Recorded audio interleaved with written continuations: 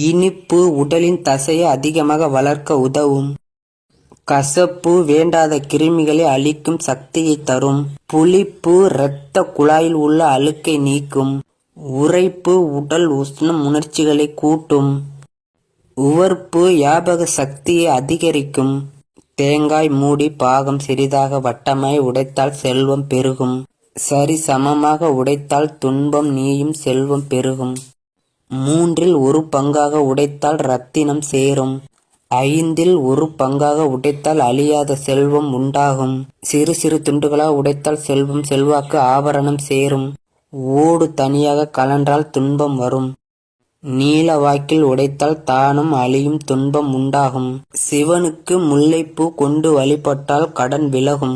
சிவனுக்கு செம்பருத்தி பூ கொண்டு வழிபட்டால் பணம் சேரும். சிவனுக்கு ரோஜா பூ கொண்டு வழிபட்டால் திருமணம் கைகூடும்.